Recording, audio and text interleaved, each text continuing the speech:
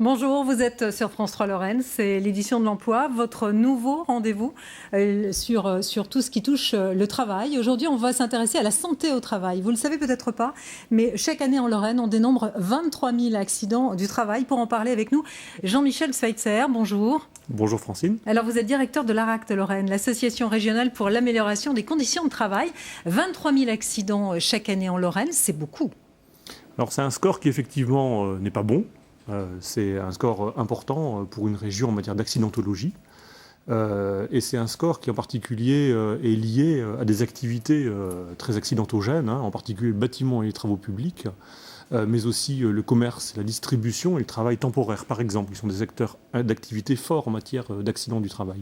Alors justement, parmi les entreprises à risque, les centres de tri de déchets, une de nos équipes s'est justement rendue à Villers-la-Montagne, au centre de tri barisien.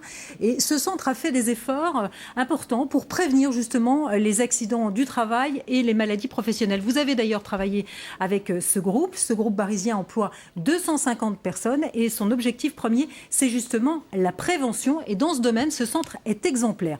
On regarde le reportage d'Evelyne Billot et de Jean-François Didier et on en parle juste après.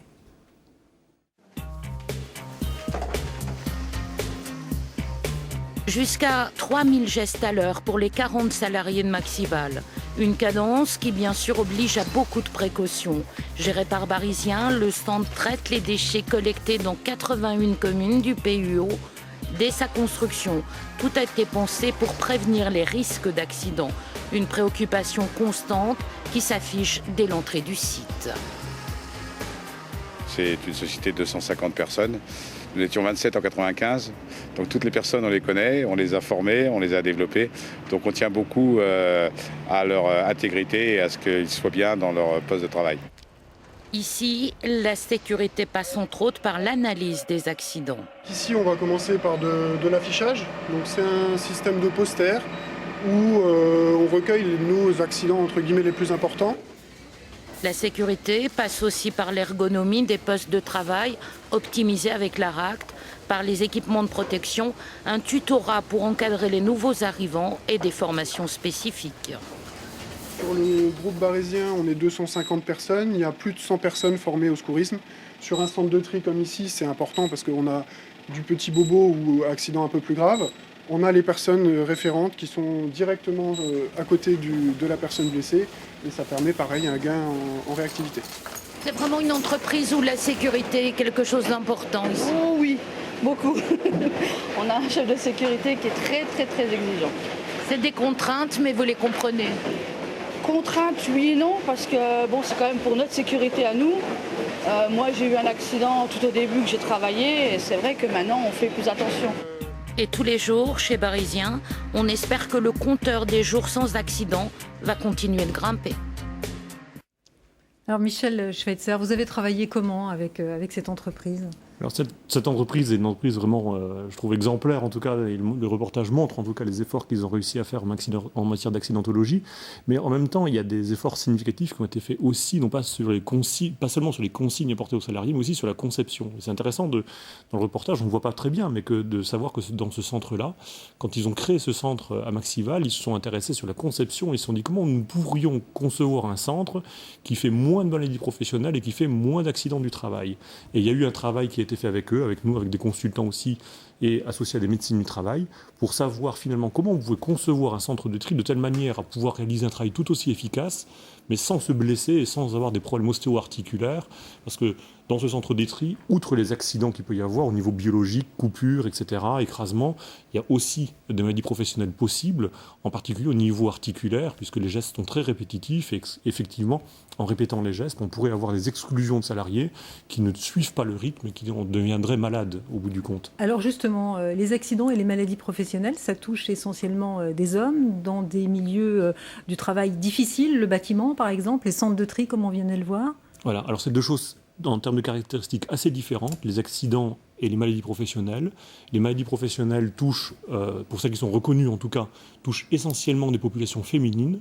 Alors elles sont là aussi très nombreuses, je crois que vous avez cité le chiffre tout à l'heure, 4300 maladies professionnelles en 2008 en région Lorraine. Elles touchent essentiellement des femmes et essentiellement pour des questions ostéo-articulaires, c'est-à-dire un syndrome du canal carpien, une épicondylite, une épaule qui va mal, etc., des raideurs dans le dos. Et c'est essentiellement les femmes qui sont dans les emplois manufacturiers ou dans les services à la personne qui déclarent ce genre de maladies professionnelles qui peuvent être extrêmement validantes et qui les retireraient de l'emploi. Et là, les maladies augmentent en ce moment ? Alors, elles augmentent significativement. Elles ont été multipliées par 2 en 8 ans seulement. Et elles continuent leur ascension. Et malheureusement, contrairement aux accidents du travail, les maladies professionnelles continuent à croître, en tout cas en région Lorraine, comme dans beaucoup de régions de France, mais en région Lorraine particulièrement. Et alors pourquoi certaines entreprises, comme celles qu'on vient de voir, font des efforts très importants ? On a le sentiment quand même que l'humain n'est pas au centre des préoccupations de toutes les entreprises. C'est ça. Est-ce exact ? Oui, c'est tout à fait juste. Mais je crois que le reportage montre aussi, et je crois que Alain Cordier, le président de Barisien, en fait un témoignage. Il vous dit qu'en réalité, la question de l'humain est centrale dans la question de la vie de l'entreprise, y compris dans l'efficacité de l'entreprise. Il est quand même très très très difficile de conduire une entreprise et de gérer et d'être compétitif par rapport à un marché ou par rapport à un produit si on travaille avec des salariés qui sont pas très bien, soit dans leur tête ou dans leur corps, et que naturellement la question de la sécurité, la question pas que du confort, mais en tout cas la question de la santé au travail est centrale pour que l'entreprise puisse être compétitive sur le long terme. Et vous arrivez à convaincre les entreprises avec ce discours ? Alors, c'est pas que du discours, c'est aussi des choses qui sont extrêmement concrètes et c'est des actes. C'est-à-dire que des entreprises sont souvent témoins par rapport à d'autres entreprises de toute l'efficacité que ça produit que d'avoir une population au travail qui soit en très très bonne santé et qui permette au bout du compte de réaliser la mission qui est, par exemple là dans le cas présent, le tri des déchets. Et effectivement, on ne peut pas compter sur une équipe qui serait malade et qui, du jour au lendemain, fait tomber, entre guillemets, des arrêts maladie nombreux. Donc naturellement, le discours, entre guillemets, il accroche bien sûr pour les dirigeants, pour les représentants du personnel qui ont compris qu'il y avait une vraie valeur à jouer et une valeur qui se traduit en matière de compétitivité après. Alors, toutes les entreprises sont concernées. On a plutôt tendance à penser le bâtiment, des métiers difficiles, mais par exemple, je ne sais pas moi, dans les banques, les assurances, le commerce, là aussi, il y a des accidents et des maladies. Les accidents peut-être beaucoup moins, mais alors des maladies, effectivement, pas nécessairement d'ailleurs reconnues, mais en tout cas des difficultés, des situations plutôt de qualité de vie au travail qui se dégradent et des situations qu'on va appeler de mal-être, à travers une thématique que l'on connaît un peu par un vocabulaire qu'on appelle les risques psychosociaux, par exemple. C'est vrai que le secteur de la banque, de l'assurance, de la distribution et du commerce, c'est un secteur qui souffre beaucoup actuellement, lié plutôt à des rythmes de travail extrêmement importants et des relations du travail qui sont parfois extrêmement tendues. Et les problèmes se rencontrent avant tout dans des grandes entreprises ou dans des petites PME ? Est-ce que ça, on analyse ? Ils se rencontrent partout, mais ils se gèrent différemment. C'est-à-dire que dans les grandes entreprises, souvent, il y a des dispositifs de prévention. On peut solliciter un dialogue social aussi, par exemple, avec ce qu'on appelle le comité d'hygiène, sécurité et conditions de travail. Dans des entreprises, souvent, le problème se règle de gré à gré. Donc on voit bien que les dispositions, en tout cas pour prévenir les risques, sont assez différentes selon qu'on est dans des petites ou des grandes structures. Merci Jean-Michel Schweitzer. On aura l'occasion évidemment de reparler des maladies professionnelles dans cette émission. Vous le savez, chaque jour des offres d'emploi détaillées avec nous. Francis Claus, bonjour, au Pôle emploi Lorraine. Oui, bonjour. Alors aujourd'hui, que recherchez-vous en urgence ? On recherche un réceptionniste ou une réceptionniste en hôtellerie et c'est un CDI dans la banlieue de Metz. Vous aurez en charge l'enregistrement des arrivées et départs des clients, vous gérerez le planning des réservations, vous informerez le client sur les services de l'hôtel. Vous verrez bien sûr à leur assurer le meilleur confort.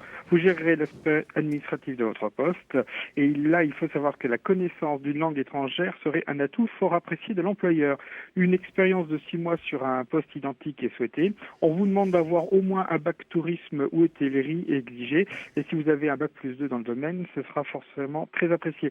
Le salaire, lui, est à négocier. Il faut savoir que vous aurez également la mutuelle de l'établissement. On vous propose également en CDI à Metz un poste de cuisinier ou de cuisinière. Vous avez de l'expérience dans le domaine de la restauration traditionnelle. Vous maîtrisez les postes chauds et froids. Vous connaissez les normes HACCP et vous savez faire preuve de rigueur et de créativité. On vous demande là d'avoir au moins 1 an d'expérience sur le même type de poste, ainsi que d'avoir un CAP ou un BEP de cuisine. Et le salaire, lui, est de 9,40 € de l'heure et négociable selon les compétences. Merci Francis Claus. Évidemment, on retrouve toutes ces offres d'emploi sur votre site internet, le site internet du Pôle emploi Lorraine. On va parler d'un livre, un livre qui vient de sortir. Ça s'appelle « Trouver sa place au travail ». Il a été écrit par Juliette Allais et Didier Gutmann aux éditions Erol. Bonjour Juliette Allais, vous êtes avec nous en duplex depuis Paris.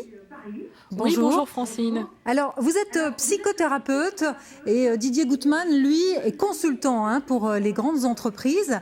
Dites-moi sur ce livre, pourquoi vous avez choisi d'écrire cet ouvrage en ce moment? C'est à la mode, c'est un sujet tendance, trouver sa place au travail? Non seulement c'est un sujet à la mode, mais c'est aussi un sujet très important. Et moi, j'ai de plus en plus de personnes qui cherchent, qui se posent la question de la place au travail. Et au fond, on s'est aperçu que l'un et l'autre, on avait quelque chose à dire ensemble. Et c'est pour ça qu'on a décidé d'écrire le livre. Est-ce que c'est pas plus difficile de trouver sa place au travail aujourd'hui qu'il y a quelques années ? Ça a un peu changé. Je dirais pas que c'est plus difficile parce que le monde est à la fois plus ouvert, mais il est aussi plus exigeant, et donc il nous demande d'être peut-être mieux ajustés, c'est-à-dire de pouvoir connaître en fait le juste équilibre entre ce que nous savons faire, ce que nous voulons faire et la manière dont nous pouvons soutenir ce projet dans le monde extérieur. C'est vrai que le monde s'est durci, il est devenu plus rapide, mais il s'est aussi ouvert. Il y a des possibilités de travail qui n'existaient pas il y a 10 ans, et par contre ça nous demande d'être dans une vraie réflexion. Mais vous vous rendez compte, vous, au quotidien, que justement la souffrance au travail, elle existe, et elle existe, me semble-t-il, de plus en plus, non? Parce que justement, c'est le reflet de la société qui est de plus en plus violente, où il y a beaucoup plus d'injustice. Oui, enfin, la souffrance existe. Je pense qu'elle a toujours existé au travail et qu'aujourd'hui, au fond, ce qui compte, c'est pas de savoir si la souffrance existe, mais c'est plutôt d'essayer d'aider les gens, chacun individuellement, à pouvoir faire face le mieux possible. Et c'est ça que je cherche à faire avec les gens qui viennent, c'est-à-dire voir où ils sont, eux, acteurs encore, et où est-ce qu'ils peuvent améliorer les choses concrètement dans leur place au travail. Oui, vous croyez que c'est facile aujourd'hui? On a le sentiment justement que c'est beaucoup plus compliqué et que c'est plus facile pour quelqu'un qui a un job passionnant, bien payé, que quelqu'un qui a un emploi pas forcément intéressant, quoi. Oui, certes, il y a des places plus difficiles que d'autres, mais au fond, c'est toujours un parcours individuel. Je veux dire, on est aussi responsable, non pas de la situation du travail. Oui, mais face aux cadences, aux chiffres, aux objectifs que certaines entreprises demandent d'atteindre, là, c'est compliqué. C'est compliqué, mais on a toujours le choix. On n'est jamais victime. On est responsable, non de la situation, mais plutôt de ce qu'on fait à sa place au travail et de la manière dont on répond justement à ces sollicitations. Si je reçois quelqu'un et que je lui explique que non, il n'y aura pas de place pour lui, il la trouvera jamais, c'est sûr que ça ne va pas arranger les choses pour lui concrètement. Avant tout, moi, je travaille non sur des cas fictifs, mais vraiment sur des personnes et qui sollicitent en elles les ressources nécessaires pour faire face aux problèmes quotidiens. Donc, c'est vrai que les situations sont difficiles, mais il y a aussi des gens qui arrivent très bien à s'en sortir aujourd'hui. Juliette Allais, je vous remercie. Voilà, c'est la fin de cette édition de l'Emploi. Excellente journée sur la 3. Dans un instant, votre Flash Info.